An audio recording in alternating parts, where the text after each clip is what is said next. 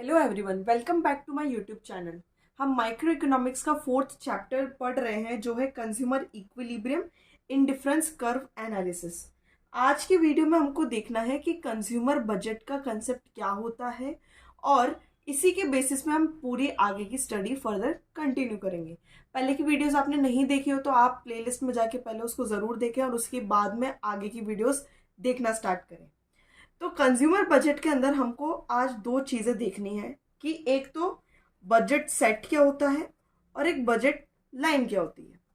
तो budget word कोई आपके लिए बहुत ज़्यादा अनफैमिलियर नहीं है, आप बहुत ज़्यादा फैमिलियर होते हो इससे। बजट इन द सेंस कि आप क्या बोलोगे कि आप कुछ सामान खरीदने वाले हो तो मेरा इतना बजट है, मैं इस बजट के बाहर नहीं खरीदारी कर सकता, यानी कि आप एक अमाउंट डिसाइड करके रखते हो। यानी कि अगर आपको कोई फ़ोन खरीदना है तो आप बोलोगे नहीं, मेरा बजट केवल 20,000 रुपये का है। बजट मतलब कि मैक्सिमम अमाउंट आप उसके ऊपर कितना खर्च कर सकते हो उसको आप बजट बोल देते हो। अब उसी के बेसिस पे हम माइक्रो इकोनॉमिक्स के अकॉर्डिंग उसका कंसेप्ट और उसकी डेफिनेशन देखेंगे कि कंज्यूमर बजट क्या होता है। तो कंज्यूमर बजट पढ़ने के लिए सबसे बेस्ट होगा कि हम इसका एग्जाम्पल देख लेते हैं। फॉर एग्जाम्पल, आपके पास गिवन है कि आपके पास केवल 60 रुपए है और बजट सेट या बजट लाइन हम तभी बना पाएंगे जब हमारे पास दो वेरिएबल्स हो, यानी कि हम किसी दो कमोडिटीज को परचेज कर रहे हैं। एक होगी हमारी एक्स कमोडिटी और एक होगी हमारी वाई कमोडिटी। अब आपके पास 60 रुपये, आपको गिवन है कि आपके पास 60 रुपये, अब आपको दो गुड्स खरीदने हैं। साइमल्टेनियसली आपको एक्स भी परचेज करना है और आपको वाई भी परचेज करना है। गिवन ये है कि जो गुड वन है उसकी प्राइस आपकी 2 रुपये पर यूनिट है और गुड वाई की प्राइस 1 रुपये पर यूनिट है। यानी कि अगर आप 1 यूनिट एक्स का खरीदोगे तो आपको 2 रुपये खर्च करने पड़ेंगे और वही आप वाई एक खरीदोगे तो आपको 1 रुपये खर्च करने पड़ेंगे। तो आप जितने भी कॉम्बिनेशन बनाओगे आप इस अकॉर्डिंग बनाओगे कि आप 60 रुपये से ज़्यादा एक्सीड ना कर पाओ। तो अब हम यहाँ देख लेते हैं, आप गुड वन या फिर हम कह सकते हैं एक्स और गुड टू यानी कि वाई, आप कितने कॉम्बिनेशंस के अकॉर्डिंग खरीदोगे कि आप बजट के बाहर ना जाओ। मान लीजिए आपने एक्स को खरीदा ही नहीं तो वाई आप कितने खरीद पाओगे। अभी हमने क्या देखा कि 2 रुपए का आपको एक्स मिल रहा है, पर हमने कहा कि हमने एक्स कंज्यूम ही नहीं करा तो आप सारा वाई कंज्यूम कर लोगे और वाई 1 रुपए का ही मिलता है तो 60/1 आप 60 यूनिट्स इसकी खरीद पाओगे। उसके बाद में आपने देखा कि नहीं, अब मैं गुड वन के ऊपर या फिर गुड एक्स के ऊपर 10 यूनिट्स खर्च कर रहा हूँ। अब यहाँ पे हमको क्या देखना है कि आप कितनी वाई खरीद पाओगे। ऐसा तो है नहीं कि आप 60 के 60 खरीद लोगे। क्यों? क्योंकि एक्स के ऊपर जो आपने खर्चा करा है वो 10 यूनिट्स का है और 1 यूनिट हमारी 2 रुपए की आती है, यानी कि इंटू 2 कर देते हम, 20 रुपीज तो यही हो गए। अब हमारे पास केवल कितने बच रहे हैं, 60 - 20 = 40 और उस 40 को हमको किससे डिवाइड करना होगा, 1 से, क्योंकि 1 रुपए का वाई मिलेगा आपको। तो आप कितने यूनिट्स खरीद पाएंगे, 40 यूनिट्स। उसके बाद में फिर आपने वापस इंक्रीज करा इस अमाउंट को 20 से, तो फिर वापस हम इसको किससे मल्टीप्लाई करेंगे, अपने प्राइस से, कि आप कितने यूनिट्स एक्स की खरीद पाओगे। आप 40 खरीद पा रहे हो तो 60 - 40 = 20/1, यानी कि आप इसके 20 यूनिट्स खरीद पाओगे। और फिर आपने बोल दिया कि मैं सारे यूनिट्स एक्स की ले रहा हूँ और वाई जीरो कर देता हूँ, हम यहाँ वाई जीरो कर देते हैं। तो यानी कि आप सारी यूनिट्स किसकी खरीदोगे, इसकी। तो 60/2 यानी कि 30 यूनिट्स आप एक्स की कंज्यूम करोगे। इस तरीके से आप आपका बजट सेट को तैयार करते हैं। बजट सेट के अंदर क्या आ गया, यानी कि दो डिफरेंट कॉम्बिनेशन ऑफ गुड्स एक गिवन अमाउंट ऑफ मनी के अकॉर्डिंग आप कितना कितना खरीद पा रहे हैं, वो आपका बजट सेट हो जाएगा। और उसी के बेसिस पे जब आप इस जो भी आपके पास वेरिएबल्स आए हैं उसको जब ग्राफ पे प्लॉट करोगे तो आपकी बजट लाइन निकल के आएगी। यहाँ पे आपको और इजी वे में समझना है तो यहाँ पे आप मान लीजिए एक जगह आपको चॉकलेट खरीदनी है और एक जगह आपको बिस्किट खरीदना है। आप किस अकॉर्डिंग किसको सेट करेंगे वो आपकी चॉइस पे डिपेंड करेगा कि आपको कितनी यूनिट्स किसकी परचेज करनी है।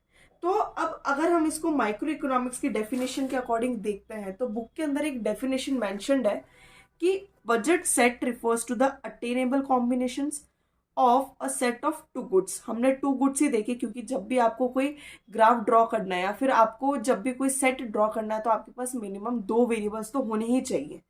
तो आप अलग अलग कॉम्बिनेशन देख रहे हो, दो अलग अलग कमोडिटीज की या दो अलग अलग गुड्स की, जहाँ पे आपको प्राइस गिवन है उन गुड्स का और आपको इनकम गिवन है कंज्यूमर की। तो फिर आपकी बजट की इक्वेशन क्या होगी, P1x1 plus P2x2 should be equal to और लेस देन y। यानी कि यहाँ पे ये आपको लाइन दे रखी है, P1x1 plus P2x2 should be equal to और ग्रेटर देन y। अब यहाँ पे देखते हैं P1 यानी कि प्राइस ऑफ x, या हमारी प्राइस ऑफ x जो 2 रुपए है। उसके बाद x1 हमारा क्या हो गया, गुड वन, प्लस P2 यानी कि प्राइस ऑफ y, और x2 क्या हो गया हमारा, गुड 2। यही चीज हम ऊपर कर रहे थे। फॉर एग्जाम्पल मैं आपको देती हूँ, यहाँ पे आपने जब 10 यूनिट्स ऑफ x खरीदा, आप उसको मल्टीप्लाई करेंगे उसकी प्राइस से, प्लस x2 आपने कितना खरीदा, यहाँ पे 40 खरीदा, आप उसको मल्टीप्लाई करेंगे प्राइस से। ये ज्यादा नहीं होनी चाहिए y से। y आपके पास गिवन क्या है, 60। y आपकी 60 है। इनकम को ही आप डिनोट करते हैं अल्फाबेटिकली y नाम से। तो ये आपके पास 60 रुपीज है। तो 2 into 10 20 plus 40 is equals to 60। तो हमारी ये डेफिनेशन राइट हुई। यानी कि P1x1 plus P2x2 should be less than और इक्वल टू y। यानी कि आप जो भी कॉम्बिनेशंस बनाओगे अलग अलग कॉमोडिटीज का, वो आपकी इनकम से ज्यादा नहीं जानी चाहिए, क्योंकि वो आपका बजट वहां रिस्ट्रिक्ट कर देगा आपको। कि आपने बोला था कि मेरे पास केवल 100 रुपए है खर्च करने के लिए, आपकी अगर इनकम ही 100 रुपए है तो आप 110 का खर्चा कैसे कर सकते हैं। वो अलग बात है कि आप लोन लेंगे, लेकिन हम यहाँ पे लोन वाली चीज को कंसिडर नहीं कर रहे। ये हमारा होता है बजट सेट। इसके बाद में हम देखते हैं बजट सेट को हम बजट कांस्टेंट के नाम से भी जानते हैं। इसको बजट सेट को एक जगह लिख लीजिएगा, बजट कांस्टेंट। कांस्टेंट मतलब क्या होता है, कोई चीज जो आपको रिस्ट्रिक्ट करती है कि इस लाइन से अब आपको आगे एक्सीड नहीं करना है। तो बजट कांस्टेंट का मतलब ये हुआ कि बजट आपको पूरी एक ओवरव्यू दे देता है कि भाई अगर आपको खर्चा करना है तो इस रुपए से ज्यादा का मत करना, क्योंकि आपकी ना तो वो इनकम है ना आपकी कैपेसिटी होती है। उसके बाद में अब हमको देखना है कि बजट लाइन क्या होती है। अब इसके बेसिस पे आप एक ग्राफ ड्रॉ करेंगे। एक्स एक्सिस पे एक वेरिएबल रहेगा, वाई पे एक रहेगा। एक्स पे आप ले लीजिए गुड एक्स, वाई पे आपका गुड वाई। तो अब आपने देखा जब आप 0 कमोडिटीज परचेज कर रहे हैं एक्स की, तो आप कितनी कर रहे हैं यहाँ पे 60 पूरी वाई। उसके बाद जब आप 10 यूनिट्स एक्स की खरीद रहे हैं, तो आप फिर खर्चा कितना कर रहे हैं यहाँ पे 40 यूनिट्स के ऊपर। मान लीजिए यहाँ पे आपकी 40 यूनिट्स है, तो यहाँ पे आपने परचेज करा। उसके बाद आपने गुड एक्स के ऊपर 20 यूनिट्स लगाए, और गुड वाई के ऊपर भी आपने 20 यूनिट्स लगाए। फिर आपने क्या करा, इसकी कंजम्पशन पूरी 0 कर दी। गुड वाई का आपने कुछ भी नहीं खरीदा और सारे आपने गुड एक्स खरीद लिए। तो आपकी ये जितने भी पॉइंट्स आए हैं A, B, C और D, जब आप इनको ज्वाइन कर देंगे तो ये जो लाइन आपके पास निकल के आई है, ये आपकी क्या हो गई, बजट लाइन। सीधी सी भाषा में जब आप यहाँ पे टेबल के फॉर्मेट में बना रहे थे, तो वो आपका क्या हो गया था, बजट सेट। और उस बजट सेट को जब आपने ग्राफ के ऊपर प्लॉट कर दिया, तो वो आपकी बन गई बजट लाइन।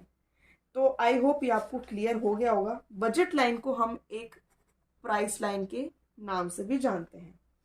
अब आपके पास क्वेश्चन ये आता है कि हम ये जो लाइन आई है हमारे पास AD लाइन, इसको आप बजट लाइन क्यों बोलते हो। बजट लाइन हम इसलिए बोलते हैं क्योंकि ये 2 अलग अलग कमोडिटीज का आपको डिफरेंट पॉसिबल कॉम्बिनेशंस बताता है एक गिवन इनकम के अंदर, एक गिवन बजट के अंदर। इसलिए हम इसको क्या कहते हैं, बजट लाइन। और उसी के अकॉर्डिंग एक क्वेश्चन और बनता है कि आप इसको फिर प्राइस लाइन क्यों बोलते हो। तो हम इसको प्राइस लाइन इसलिए बोलते हैं कि जो भी आप कमोडिटीज खरीद रहे हो, मान लीजिए आप 30 यूनिट्स परचेज कर रहे हो या 60 यूनिट्स परचेज कर रहे हो, तो जितने भी आप यूनिट्स परचेज कर रहे हो वो आपकी प्राइस बताएगी। यानी कि for example price of 1 unit of good 1 equals to price of 1 unit of 2 units of good 2। यानी कि जहाँ पे यहाँ पे आपको 2 रुपए खर्च करना पड़ रहा है 1 यूनिट खरीद करने के लिए, और यहाँ पे आपको बस एक ही रुपया खर्च करना पड़ रहा है 1 यूनिट खरीदने के लिए। तो अगर हमको इक्वल करना है तो हम इसको क्या कहेंगे कि 1 यूनिट हम गुड 1 का खरीदेंगे और 2 यूनिट हम गुड 2 का खरीदेंगे।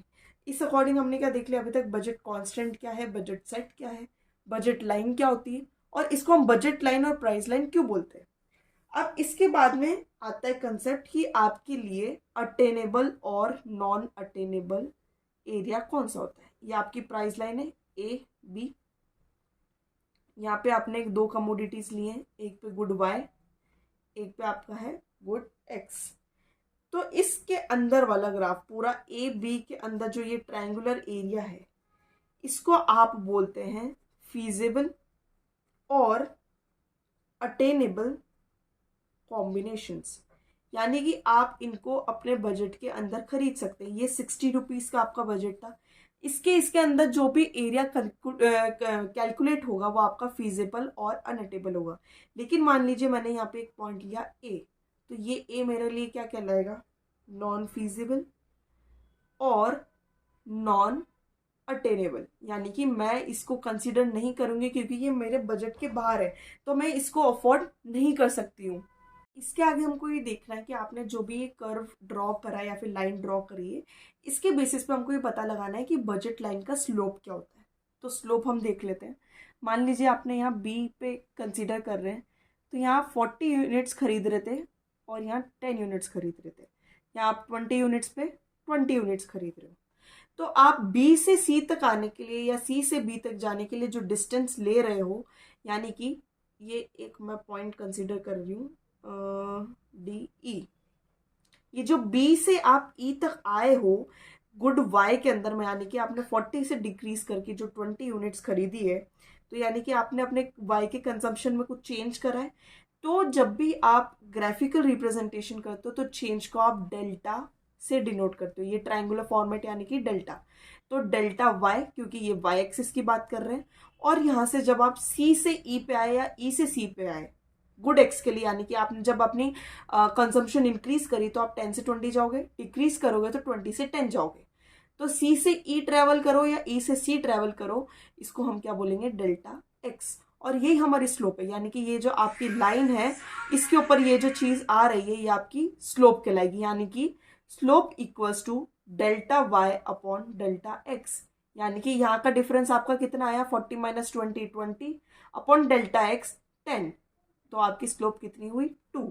और एक क्लियरिटी के लिए, ये आपके पास प्राइस लाइन थी, प्राइस लाइन के ऊपर ये जो ट्रायंगुलर फॉर्मेट बनता है, दो अलग अलग कमोडिटीज का जो वेरिएशंस दिखते हैं, यहाँ पे डेल्टा वाई और डेल्टा एक्स आपकी स्लोप कहलाती है। तो slope equals to delta Y upon delta X, जो कि हमारे ऊपर वाले फॉर्मेट में क्या आया था, 20 अपॉन 10 इक्वल्स टू 2। तो आज के लिए बस इतना ही। कल हम देखेंगे कि बजट लाइन डाउनवर्ड्स क्यों आती है, या फिर जब हमको चेंज करना हो, शिफ्ट करना हो, रोटेशन करना हो बजट लाइन में, तो वो कैसे होगा। अगर आपको फिर भी कोई डाउट रहता है तो कमेंट सेक्शन में बता सकते हैं।